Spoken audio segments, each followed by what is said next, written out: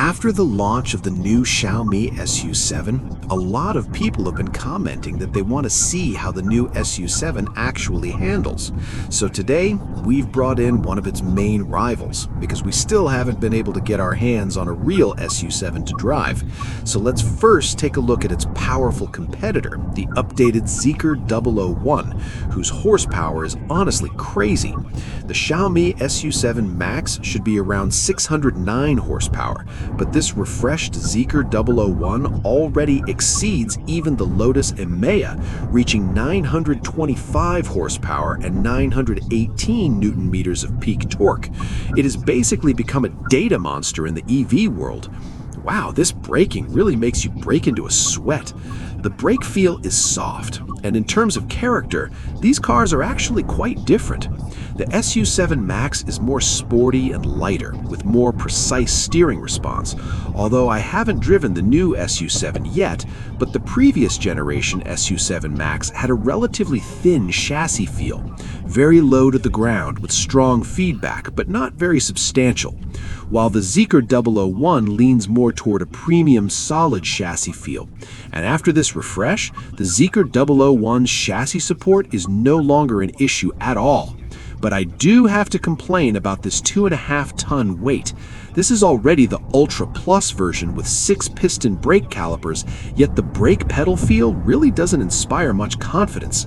And on the road, you can't avoid encountering some poorly driven EVs. So to ensure safety, the brake feel must give the driver confidence, right?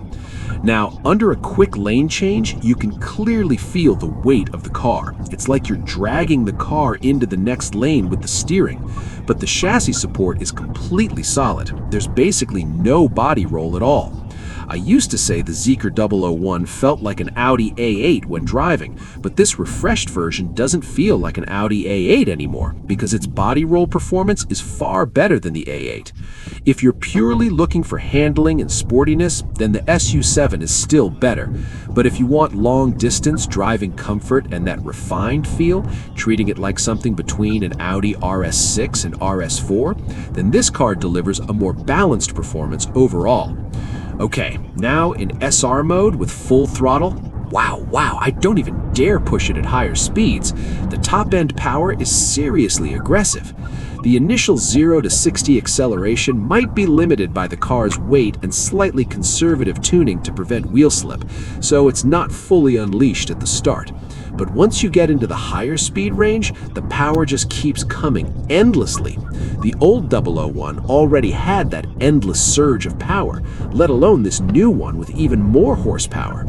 The reason I never compare it to the Denza Z9 GT in terms of handling is because I feel the Z9 GT hasn't really found its direction.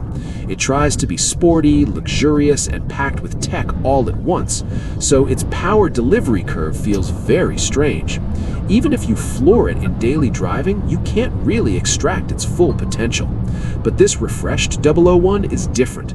Once you get into the higher speeds, you actually don't dare keep your foot down because the power just keeps building non-stop. And during high-speed lane changes, at around 75 to 80 miles per hour, even though the steering feels slightly delayed, the chassis remains completely stable and confident.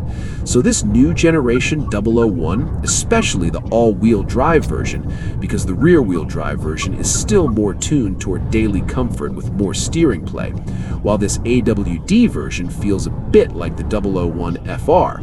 And I do believe this is a kind of trickle-down technology. Its track mode even offers 10-level adjustability, which Tesla Model 3 performance owners have actually been playing with since around 2020 or 2021, with fully variable power distribution from 100% front to 100% rear, and the ability to completely turn off ESP, making drifting very easy to control. Although the brakes feel a bit soft, once you get into tighter sections, you still feel very confident. There's no hesitation at all. If it were the old Zeekr 001, taking corners like this would feel a bit scary, but this refreshed version really shows a level of upgrade comparable to the transition from the old Model 3 to the refreshed Model 3. You can clearly see Zeekr's sincerity, but there's still a slight shortcoming in the tuning, and that part is honestly a bit disappointing.